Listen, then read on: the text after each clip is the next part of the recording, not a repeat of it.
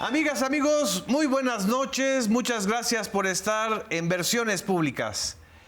Este domingo, 15 de junio, el abogado Hugo Aguilar Ortiz recibió la constancia de mayoría por parte del Instituto Nacional Electoral como ministro presidente de la Suprema Corte de Justicia, electo en voto directo y popular en la jornada del 1 de junio.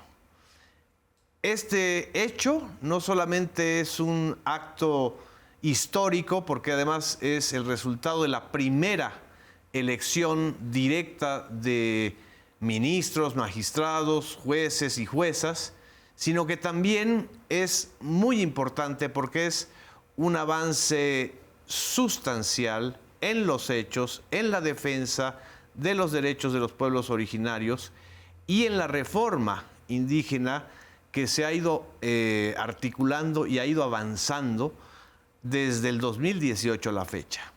Es el resultado o uno de los resultados de un proceso importante de cambio político. Y justo para hablar de este proceso, del avance en materia de reforma indígena y de una serie de políticas transversales que se han aplicado desde el sexenio de Andrés Manuel López Obrador y actualmente con la doctora Claudia Sheinbaum. Para hablar de eso, pues a mí me da muchísimo gusto tener al director del Instituto Nacional de Pueblos Indígenas, el maestro Adelfo Regino. Adelfo, muchas gracias. Dios cojuyo, Genaro. Ay, gracias. Muchas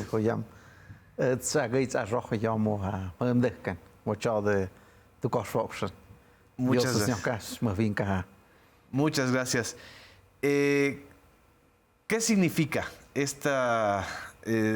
para el trabajo que tú has encabezado y el trabajo de muchísimos otros compañeros, el hecho de que hoy a Hugo le den la constancia de mayoría?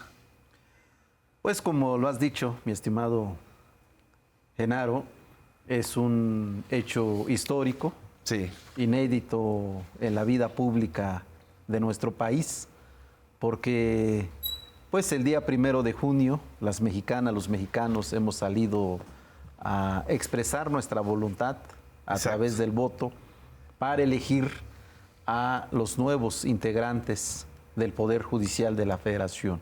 En particular, de las 9 personas, mujeres y hombres, sí, que estarán integrando la Suprema Corte de Justicia de la Nación. Y bueno, pues en la historia de nuestro país, en los 200 años de existencia del Estado mexicano, solo tenemos el antecedente con el licenciado Benito Juárez García, que así es. También él fue presidente de la Suprema Corte de Justicia de la Nación, por cierto, en un periodo muy convulso de la vida nacional, en un periodo muy corto, porque después de que fue ministro de la Suprema Corte llegó a ser presidente de la República. Bueno, pues ese es el antecedente inmediato que tenemos. Aunque Benito Juárez no llegó por el voto directo. No, pero pues también es un momento crucial en la vida del país, porque es cuando se está definiendo la vida republicana en su conjunto. El México federalista que ahora conocemos. Y bueno, pues ahora que estamos también en un proceso importante de transformación nacional, como lo has dicho atinadamente, que inició en el año 2018 con el presidente Andrés Manuel López Obrador y que hoy continúa con nuestra presidenta constitucional, con la doctora Claudia Sheinbaum Pardo, pues también hay una refundación de las instituciones de la República. Y así como se ha refundado sobre nuevos cimientos, sobre nuevas normas, el Poder Ejecutivo en estos largos años, también ahora estamos en vísperas de la refundación de la Suprema Corte de Justicia de la Nación. Así es. Que por cierto hay que decirlo, o sea, la Suprema Corte lamentablemente se había convertido en un reducto sometido a menudo a los dictados de la cúpula política y económica de la oligarquía de este país, un un poder alejado, lamentablemente, de la realidad de nuestros pueblos, de nuestras comunidades y del conjunto de la sociedad mexicana. Por eso tiene un alto simbolismo que ahora sea por mandato popular, además cumpliendo, Genaro, el artículo 39 de la Constitución mexicana que establece claramente que el poder público se instituye para el beneficio del pueblo. Exactamente. Y que es el pueblo el que debe determinar el destino, la función de las instituciones públicas, que deben estar fundadas en la voluntad popular. Así es. Este mandamiento constitucional, desde luego que incluye al Poder Judicial. El Poder Judicial no podía seguir ajeno a este mandato constitucional. Por eso es muy significativo que hoy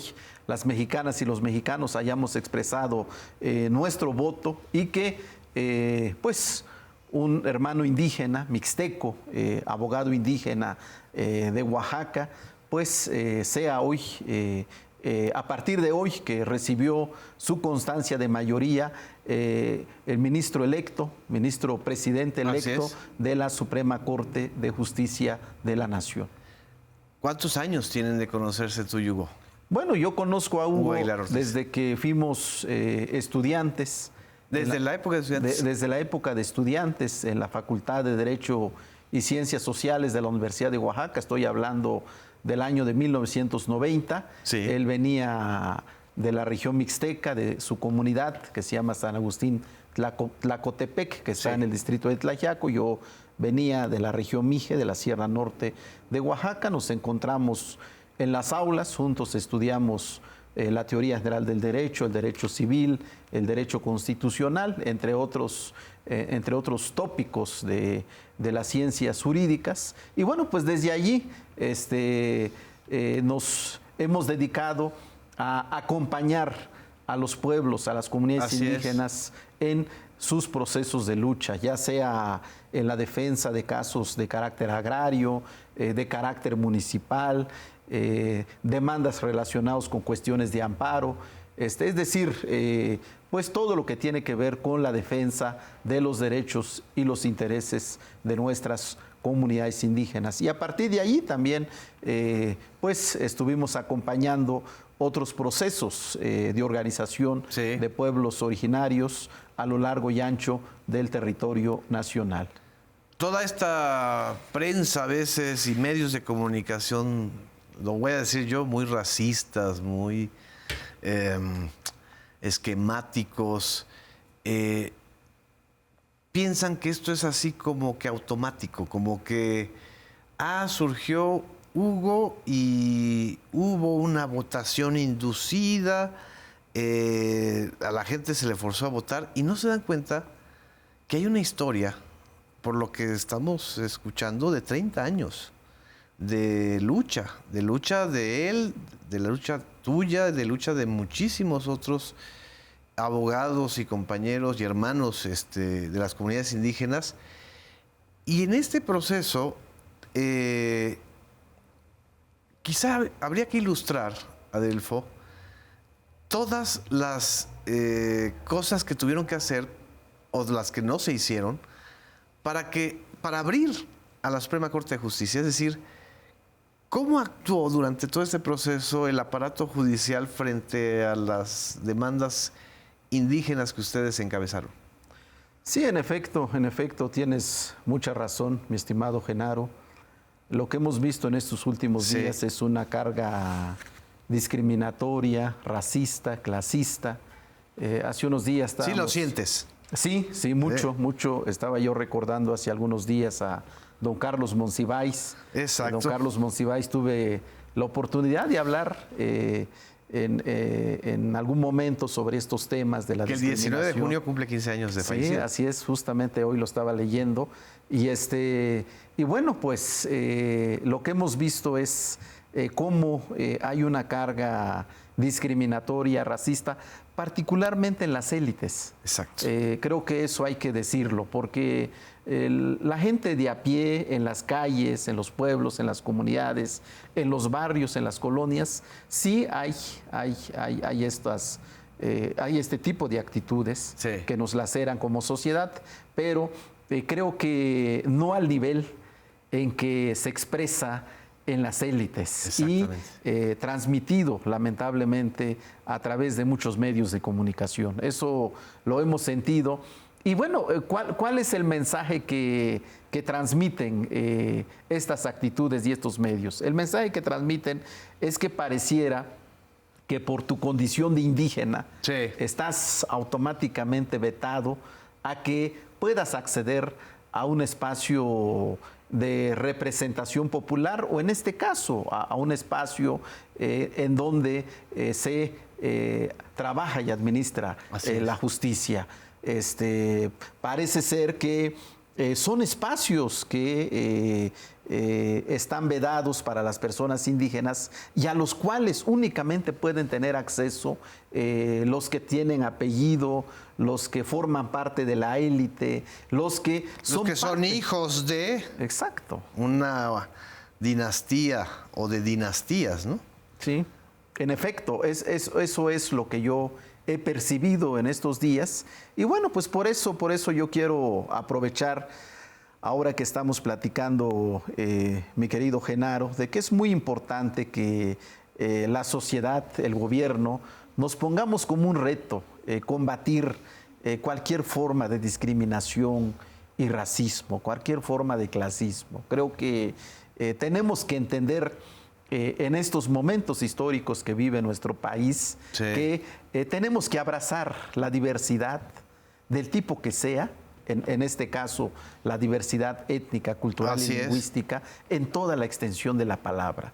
No podemos de ninguna manera aceptar que México tenga como destino la exclusión de quien venga de una comunidad indígena, de quien venga de una colonia o un barrio popular, de quien venga de abajo. Yo creo que los espacios públicos, mi querido Genaro, tienen que estar abiertos para todas y para todos. Exacto. Y quizás lo que más les duele a estas élites que paradójicamente promovieron, según ellos, a una mujer de origen indígena para la presidencia, es decir, escogieron como cuota o como figura a alguien que también estuvo en lo que antes era, ahorita es el Instituto Nacional de Pueblos Indígenas, antes era la Comisión Nacional de Pueblos Indígenas, estoy hablando de Xóchitl Gálvez. Así es. Que fue, digamos, una mujer de origen indígena elegida por la derecha o por las élites para que sea el tipo de indígena que ellos quieren, ¿no? Lo que más les molesta es que fue electo por el voto. No es una cuota. No es una cuota que ellos decidieron, en donde dijeron, bueno, aquí les vamos a dar esta cuota, ¿no? Para que entonces nuestra conciencia esté tranquila, ¿no? Es el resultado de un ejercicio democrático y un ejercicio que también ellos están descalificando, como si 13 millones de votos fueran pocos y como si 6 millones de votos, que fueron los que tuvo el compañero Hugo Aguilar, fueran escasos. Es decir, la causa indígena ya no es una causa solo de los indígenas, ya es una causa, o de los pueblos originarios, es la causa de todo el país. ¿Lo sientes tú así también? Sí, así es. Yo creo que lo que hemos logrado en estos últimos años es justamente cómo la causa de nuestros pueblos, sus legítimas demandas, pues ahora son parte del proceso de transformación nacional.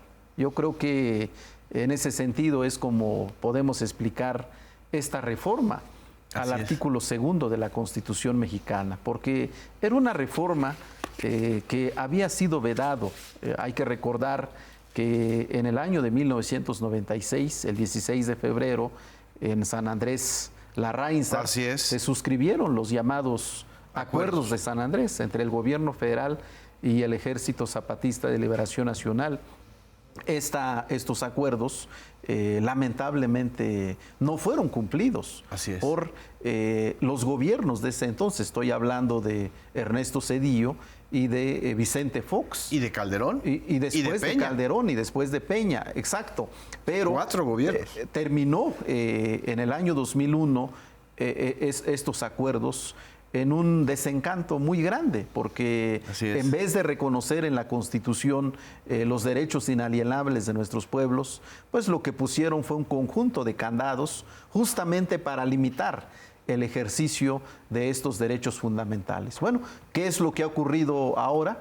Pues es que una de las causas del trabajo y del proceso de transformación que hemos vivido es justamente cómo reconocemos en la Constitución mexicana los derechos fundamentales de nuestros pueblos, de nuestras comunidades. Y esto ha ocurrido el pasado 30 de septiembre del año 2024. ¡Apenas! Por cierto, el último día del gobierno del presidente Andrés Manuel López Obrador, en vísperas de la toma de posesión de nuestra actual presidenta constitucional. Pues ese día se firmó el decreto por el cual se reforma el artículo 2 de la Constitución mexicana. Y esto abre, mi estimado Genaro, los cauces para que no solo nuestros pueblos puedan ejercer sus derechos, sino para que se pueda fortalecer y ampliar los procesos de participación de los pueblos indígenas y afromexicanos en la vida pública nacional. Y ahora que hablas de el proceso que hay detrás del licenciado Hugo Aguilar, pues es justamente eso. O sea, durante un largo tiempo, estamos hablando de por lo menos los últimos 40 años, los pueblos indígenas han venido luchando por este reconocimiento. Y bueno, pues para nosotros es una noticia muy esperanzadora que hoy se junten dos reformas tan importantes impulsadas por este gobierno, como es la reforma judicial y la reforma indígena, cómo se articula, cómo se interseccionan y dan una respuesta puntual a una demanda muy legítima, a una demanda histórica de nuestros pueblos y de nuestras comunidades. ¿Qué te parece, Adelfo, si vamos a un corte y regresamos y ahorita vamos a abundar sobre las implicaciones y el contenido de la reforma al artículo 2 constitucional? ¿Te parece? Muchísimas gracias. Sí. Regresamos, no nos dejen.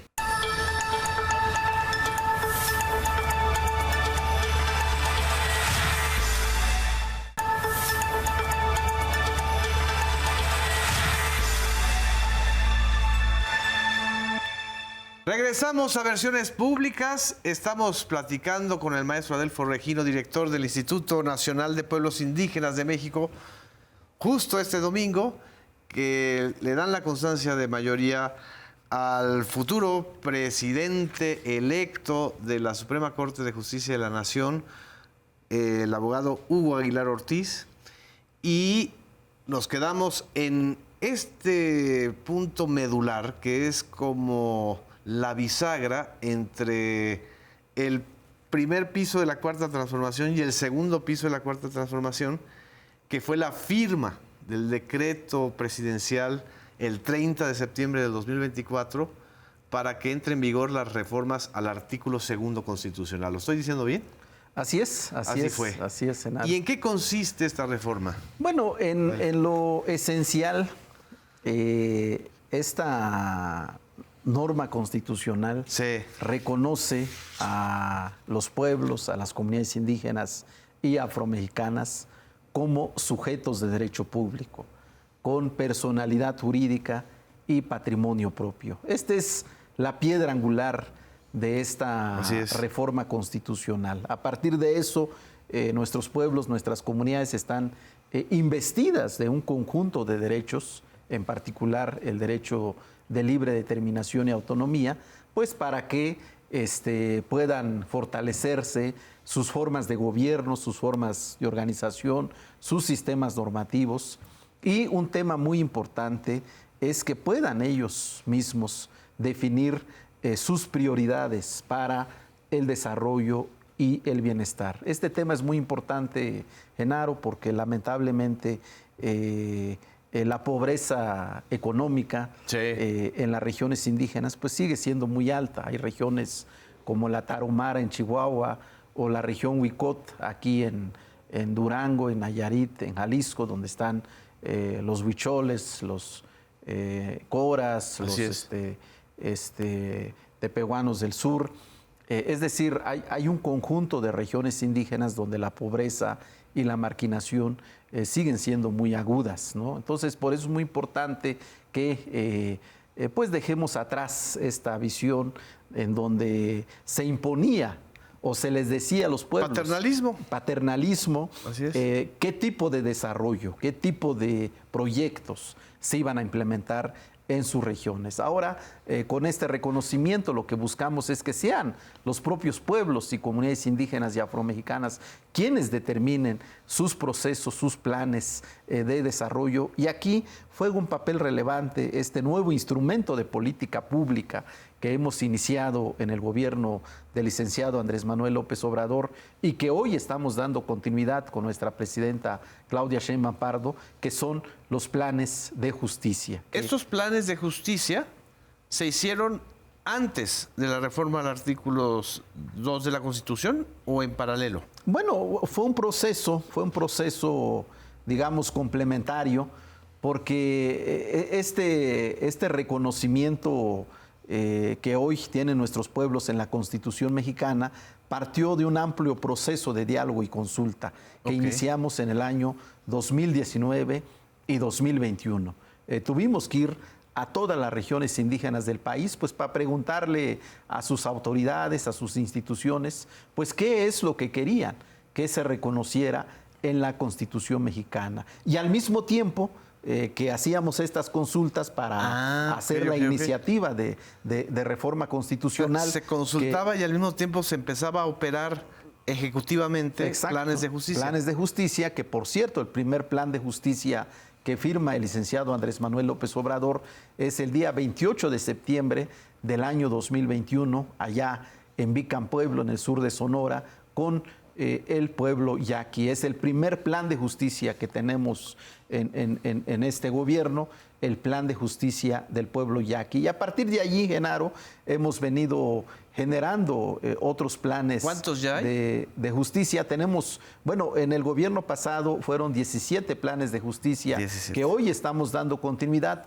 Y también nuestra presidenta en el mes de febrero en Cheranástico, en el corazón de la meseta purépecha, vino a firmar el inicio del plan de justicia del pueblo purépecha, que es ya en este momento el primer plan de justicia de este gobierno, de la presidenta Claudia Sheinbaum Pardo, y tenemos la aspiración de llegar a 30 planes de justicia entre este año y el próximo año. De modo que faltan 12, hay 18 ya firmados. Así es. Entonces, en ese proceso justamente estamos trabajando porque, bueno, el encargo que nos ha dado la presidenta constitucional es justamente que podamos atender las regiones más olvidadas, las regiones más pobres, bueno, como le llamaba Gonzalo Aguirre Beltrán, las regiones de refugio, ¿no? Exactamente. Regiones olvidadas, no solo por el gobierno, sino por amplios sectores de la sociedad. Pero hoy el encargo es que volteemos la mirada hacia estas regiones, que todas las instituciones del Estado mexicano podamos aportar nuestras acciones y sobre todo nuestros recursos para poder revertir los altos índices de marginación y pobreza. Así es. Para quienes nos están escuchando y no conocen a detalle, ¿en qué consiste un plan de justicia? Bueno, un plan de justicia es son un conjunto de acuerdos que celebramos el gobierno de México y desde luego las autoridades tradicionales, las autoridades comunitarias y municipales de los pueblos indígenas y afromexicanos, acuerdos que tienen que ver con diversas temáticas. En el caso del Plan Yaqui son 3 temas los que se atendieron. Por un lado el tema de tierra y territorio, por otro lado el tema del derecho al agua y un tercer tema, la cuestión del bienestar integral. Bueno, a partir de estos temas se construyen los acuerdos, se definen las acciones, se asignan los recursos con el propósito de reparar los agravios que se han cometido en contra de estos pueblos, con el propósito, valga la redundancia, Genaro, de hacer justicia a estos pueblos y a estas comunidades. Wow. Por ejemplo, esos son 3 ejes del plan Yaqui de justicia, pero si hay algún plan en alguna zona minera.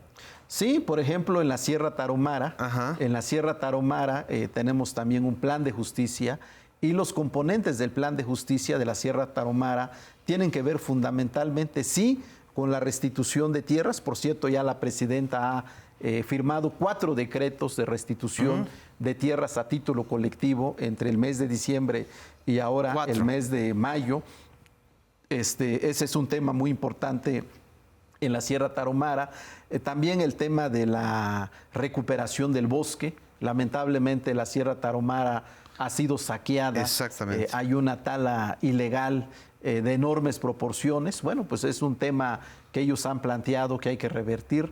El tema del agua, porque lamentablemente al avanzar la deforestación, pues naturalmente avanza la sequía. Exacto, se secan los manantiales, entonces no hay agua para el consumo humano y tampoco hay agua para la milpa, para la agricultura.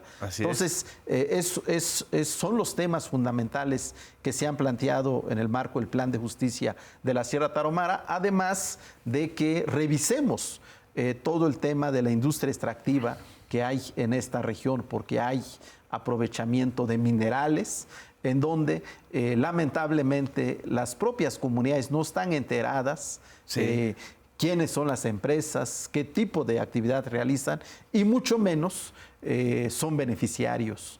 Por ejemplo, una minera canadiense o una minera norteamericana o europea, ¿no le paga a las comunidades una renta por la extracción de lo que sacan en sus territorios? No tenemos precedentes en el país. Entendemos que bajo las normas mexicanas, pues pagan sus impuestos, tienen determinadas derechos, obligaciones, pero no hay un beneficio directo para las comunidades indígenas. Por eso ni hay obligaciones tampoco de regenerar los mantos acuíferos si son contaminados, como ha pasado con el río Sonora en el caso de Grupo México, ¿no? Sí, bueno, ahora con la nueva norma constitucional, lo que se establece es, por un lado, que cuando hay algún acto administrativo que pueda afectar la vida, la naturaleza de los pueblos, pues tiene que haber una consulta libre, previa e informada. Ese ya es un deber constitucional. Y también, en caso de que las comunidades indígenas dieran su autorización, su consentimiento para que este tipo de obras se implementen en sus tierras, en sus territorios o en sus regiones, pues también tiene que haber un acceso a beneficios justos y equitativos. Es decir, que los primeros beneficiarios sean las propias comunidades y que no suceda lo que actualmente ha pasado, lamentablemente, que los pueblos al final del día se quedan con la desolación, con la destrucción medioambiental y con todas las consecuencias adversas que implica el establecimiento de una industria extractiva. Así es. ¿Quién le da el seguimiento a los planes de justicia? ¿El instituto? Bueno, nosotros tenemos el mandato de coordinar, el Instituto Nacional de los Pueblos Indígenas coordina la realización de estos planes de justicia.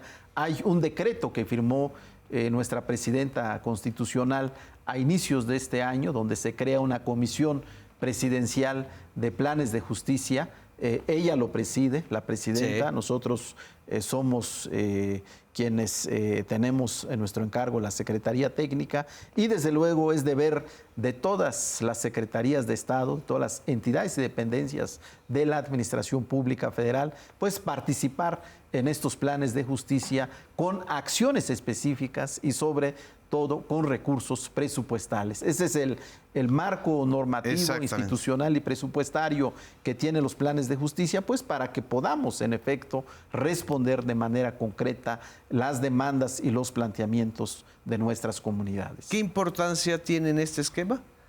Ya que en la Suprema Corte de Justicia tengas a un abogado, no solamente indígena, un abogado que además conoce todo esto, participó activamente en todo este diseño de los planes de justicia y que además participó y seguramente elaboró junto contigo y otros colegas la reforma al artículo 2 constitucional.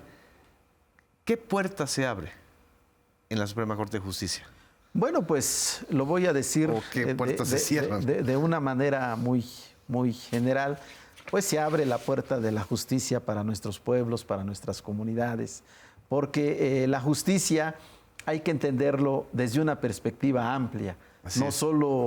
La justicia no solo se tiene que acotar a la norma o a la ley, sino que también la justicia pues tiene que ver con todas estas acciones reparatorias, estas acciones de resarcimiento que estamos realizando a través de reformas a la Constitución y a las leyes, o de reformas a las políticas y programas de gobierno. Es decir, la justicia lo tenemos que ver desde una perspectiva integral. Y bueno, pues yo quiero decirte, Genaro, que el licenciado Hugo Aguilar, yo le pedí que él se encargara, que él nos ayudara en la construcción del plan de justicia del pueblo yaqui. De modo que, pues el hecho de que él coordinó de manera particular la construcción de este plan de justicia, y el hecho de que ahora pues llegue a la Suprema Corte de Justicia de la Nación, pues yo estoy seguro que sus resoluciones, que las sentencias que ahora emita el máximo tribunal de nuestro país,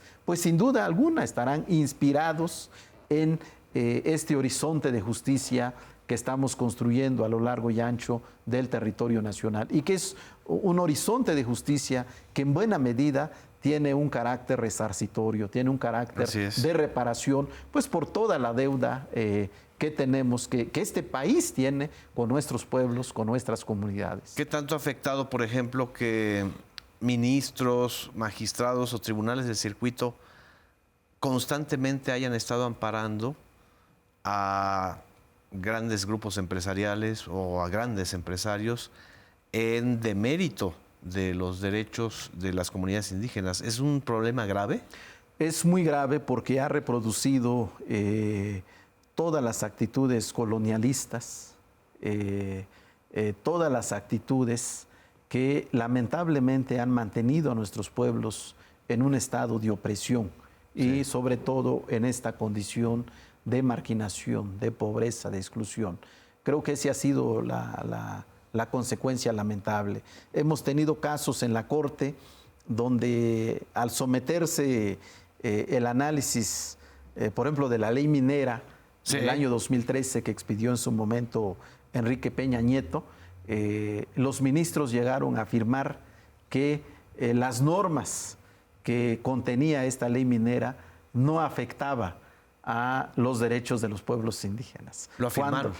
Así fue la resolución. ¿Y ustedes interpusieron un recurso de anticonstitucionalidad? Así es, muchos pueblos, muchas comunidades interpusieron controversias constitucionales, hicieron impugnaciones jurídicas. El argumento fundamental era, por un lado, que no se había consultado esta ley a los pueblos, a las comunidades, y en segundo término, que sí había un acto de afectación, que estas normas afectaban no solo la integridad étnica cultural, sino sobre todo las tierras, los territorios, el medio ambiente de los pueblos y de las comunidades. Esos eran los argumentos centrales. Bueno, pues los ministros y ministras de la Suprema Corte de Justicia de la Nación tomaron una resolución en el sentido de afirmar, negar la afectación. La afectación, y de decir que no se afectaba los derechos de los pueblos indígenas y que no había necesidad de consulta justamente porque no había esta afectación. Ese fue el argumento. Y bueno, pues este es un ejemplo, un ejemplo que te pongo de cómo se han dado los agravios, en este caso jurisdiccionales, hacia los pueblos indígenas. Y la ley de aguas, me imagino que por ahí mismo. Un conjunto de actos. Se ha llegado al absurdo, por ejemplo, en el caso de Morelos, un municipio indígena que fue creado, se ha llegado y que impugnó un municipio no indígena, se llegó al absurdo de decir, pues, de que había que desconocer ese decreto. simplemente porque lo solicitaba un tercero. Entonces, hemos llegado a esos absurdos de violar los derechos de los pueblos indígenas, porque lamentablemente en la Corte pues ha prevalecido esta visión monista del derecho, formalista, esta visión racista en la interpretación jurídica. Así es. Vamos a un corte y regresamos a Versiones Públicas. No nos dejen.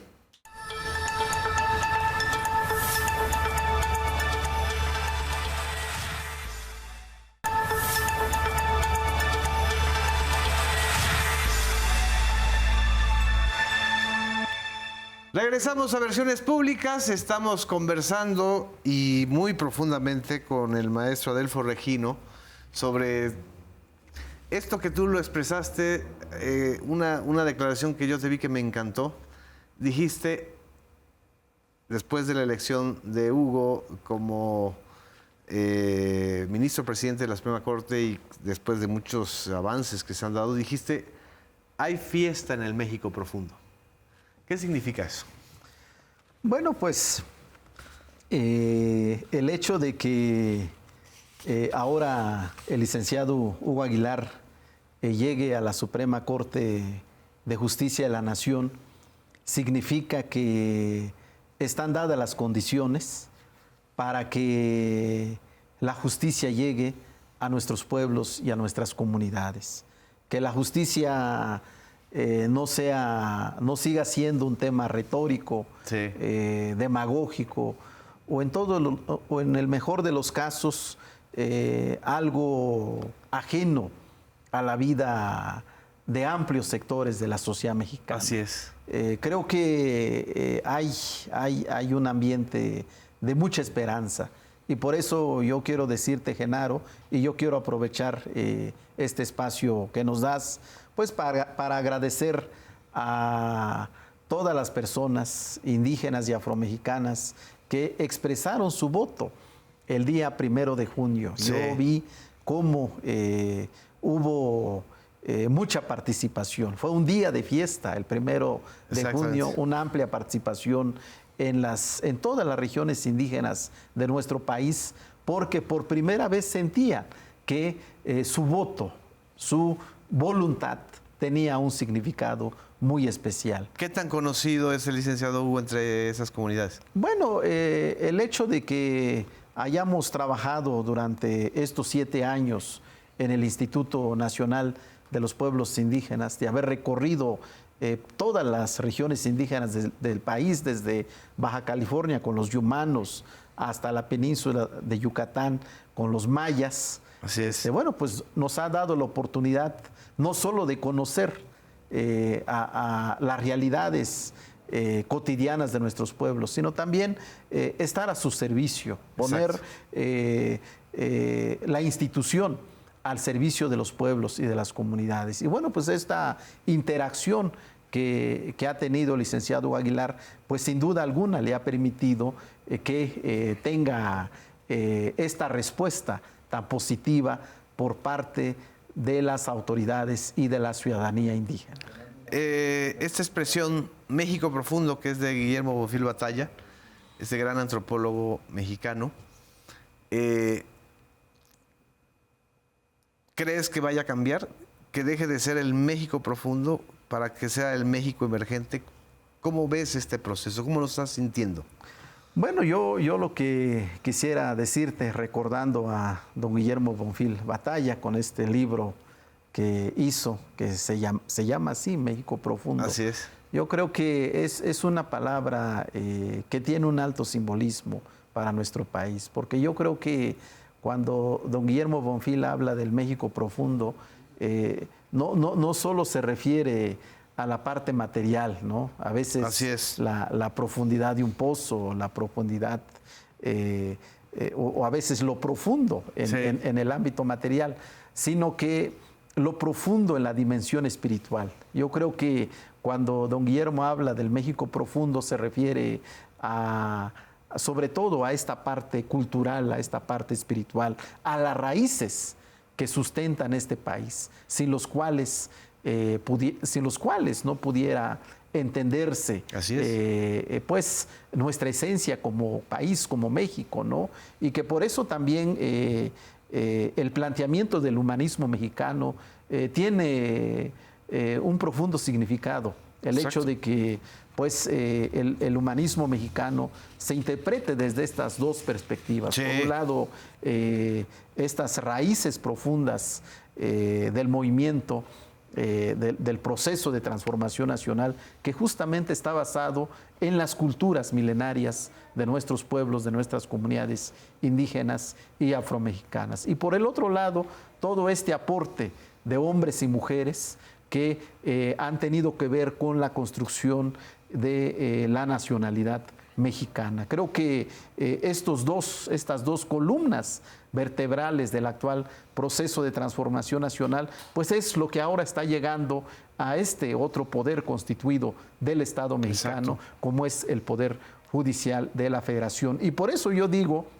que las ministras y los ministros que han sido electos, pues están llamados a hacer una profunda transformación, no solo de la Suprema Corte, sino del conjunto del Poder Judicial mexicano. ¿Cómo ponemos realmente el aparato de la justicia mexicana al servicio de nuestros pueblos, de nuestras comunidades? Sí, pero al servicio de la sociedad mexicana, que no sea más una institución que solo vela por los intereses de las élites, por los intereses políticos y económicos de quienes durante mucho tiempo han malgobernado este país, sino que realmente ponga su mirada en aquellos que han sido agraviados, en aquellos que han sido excluidos, en aquellos que han sido olvidados. Yo creo que ha llegado el momento de poner también en práctica esta máxima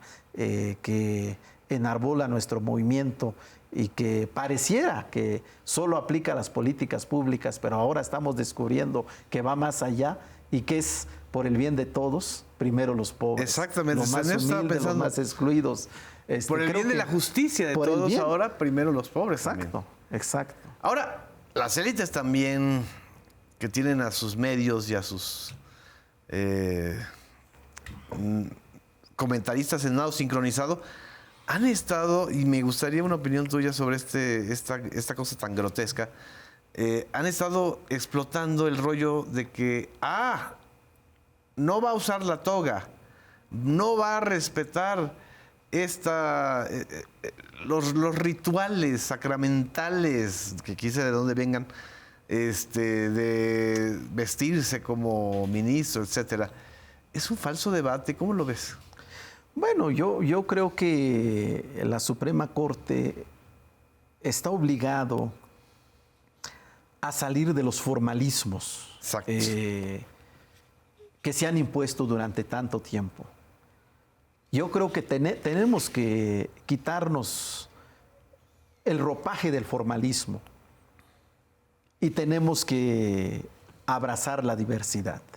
Y abrazar la diversidad significa que el que hace justicia, pues tiene que ponerse en el lugar del justiciable. Tiene que asumir no solo su vestimenta, sino lo que significa para esta persona al que se le va a hacer justicia la vida cotidiana. Creo que ese es el enorme desafío que ahora tenemos. Y bueno, yo digo que siguiendo el ejemplo de Juárez, lo fundamental, lo que habrá que reivindicar ahora desde la Suprema Corte de Justicia de la Nación, pues es la Constitución y la ley. Como decía don Benito Juárez, que la ley era su espada, que la ley era su escudo. Y eso es cierto. Yo creo que lo que sí debe tener muy claro esta nueva composición del Poder Judicial en México es la importancia de reivindicar la norma constitucional y legal más allá de los intereses fácticos, de los intereses creados. Porque ese es el otro dato de nuestra realidad, que se invirtieron las cosas y los intereses económicos y políticos llegaron a supeditar Así es, la norma constitucional. Así es. ¿No? a torcer la norma constitucional a favor de sus intereses. Yo creo que este es el cambio fundamental que todos estamos esperando, es que sea la norma constitucional, la norma legal, la guía de la actuación pública, de la solución de los conflictos, de las formas de hacer justicia. Yéndonos al otro extremo, ¿cómo es la reacción o cómo ha sido la reacción de los compañeros del Ejército Zapatista de Liberación Nacional, que como sabemos, corrígeme si estoy mal, todavía no creen ellos en la vía electoral? Es decir, ¿hay respeto?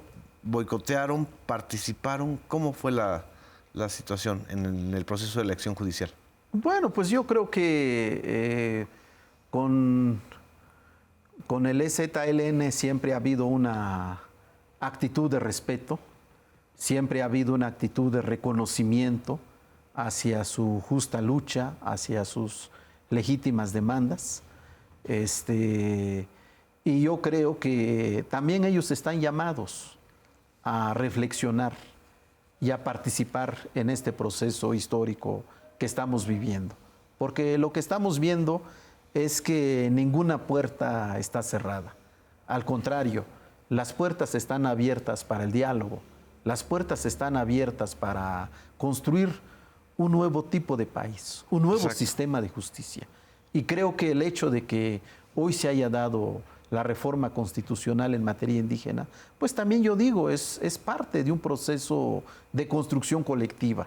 No es un proceso que ellos también fueron fundamentales, ¿no? Exacto, y es un proceso en el que ellos han tenido una participación determinante. Sí. Es un proceso que sin ellos nada de esto hubiera sido posible. Por eso yo haría un llamado para que haya la participación, para que haya el diálogo, para que juntos tomemos este desafío de reconstruir el país, de reconstituir el tejido social mexicano. Creo que nuestra presidenta constitucional, la doctora Claudia Sheinbaum Pardo, ha dado muestras claras de una voluntad muy profunda de atender las causas de la marginación, de la violencia, de la exclusión.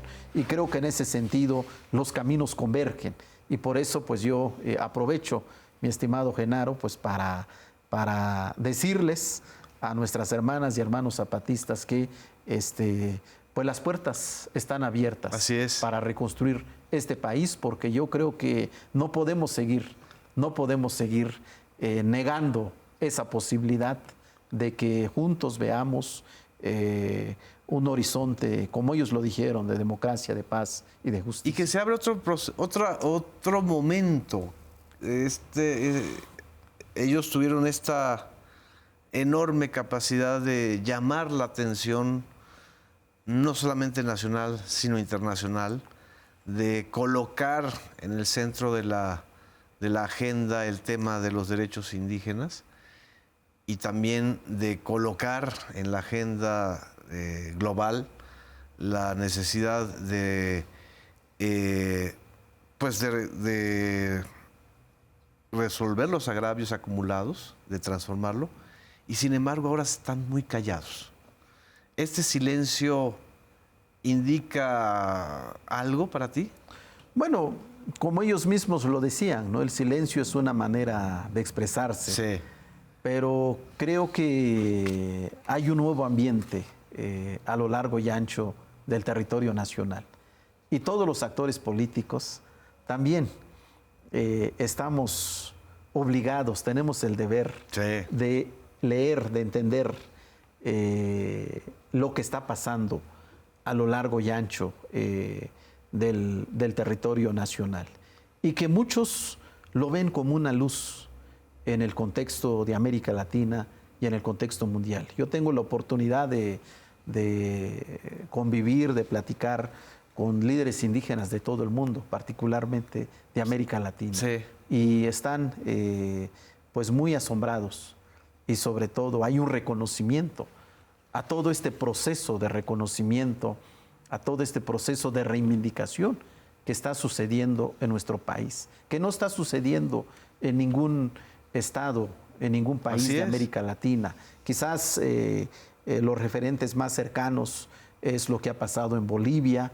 Y lo que pudo haber pasado en Perú y que no pasó. Que no pasó, un poco en Ecuador, en Brasil en los últimos años.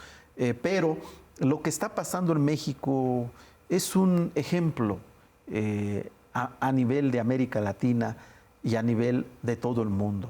Por eso, pues yo estoy convencido, es más, también yo quisiera decirte, Genaro, que a propósito de este tema que tocas, el licenciado Hugo Aguilar estuvo acompañando el proceso de diálogo en San Andrés, estuvo acompañando toda la lucha del movimiento indígena a nivel nacional, de modo que pues eso lo compromete. Y yo por eso también estoy seguro de que las resoluciones, las sentencias que emita la nueva Suprema Corte de Justicia de la Nación, pues estarán a la altura de las circunstancias históricas que demanda la sociedad mexicana y que en particular demandan estos movimientos específicos. Así es. Se nos ha ido el tiempo como agua, pero no quisiera terminar la entrevista, querido Adelfo, sin que mencionáramos también algo que es muy importante destacar, que otro compañero indígena, Saúl Vicente Vázquez, zapoteco, fue electo como integrante del Comité en contra de la Discriminación de la Comisión de Derechos Humanos de la ONU. ¿Qué tan importante es esta comisión? Bueno, pues ese es el otro acontecimiento, mi estimado Genaro. A propósito ahora de la elección del ministro electo, el licenciado Aguilar Ortiz, también hemos recibido este mensaje de que el Consejo de Derechos Humanos de la Organización de las Naciones Unidas ha nombrado, ha electo al compañero zapoteco, al hermano zapoteco Saúl Vicente Vázquez, como el nuevo miembro del Comité en contra de la discriminación racial en las Naciones Unidas. Y bueno, pues sin duda alguna es un reconocimiento a la larga trayectoria que tiene Saúl en su trabajo a favor de la promoción y el reconocimiento de los derechos de los pueblos indígenas en el Concierto Universal. Yo quiero decirte que Saúl fue uno de los más activos participantes en la adopción de la Declaración de las Naciones Unidas sobre los derechos de los pueblos indígenas, instrumento jurídico internacional que se firmó, que se adoptó el día 13 de septiembre del año 2007. Él fue uno de sus activos promotores. Y bueno, pues el hecho de que hoy haya sido nombrado como miembro de este comité, pues también es un reconocimiento de los importantes avances que estamos logrando en la materia en el marco del Estado mexicano. Así es. ¿Participó él en el INPI? Sí, él fue nuestro director de Asuntos Internacionales en el Instituto Nacional de los Pueblos Indígenas y actualmente ha estado participando en el Comité Técnico Asesor de la Ley General de Derechos de los Pueblos Indígenas y Afromexicanos, que es una ley que estamos elaborando por mandato del nuevo artículo 2º constitucional, que estaremos poniendo a consulta el próximo mes en todas las regiones indígenas de México. Y bueno, pues la presidenta constitucional lo estará enviando seguramente al inicio del próximo periodo ordinario de sesiones. 2025. De 1 de septiembre del año 2025 al Congreso de la Unión, pues para que por fin, después de 200 años de existencia del Estado mexicano, este país tenga una ley Pues indígena. Sí, con razón hay fiesta en el México profundo. Pues muchísimas gracias, Adelfo. Muchísimas gracias a todas y a todos los que nos siguieron en esta entrevista de Versiones Públicas. Nos vemos en la próxima emisión. Muchas gracias. Muchas gracias, Genaro.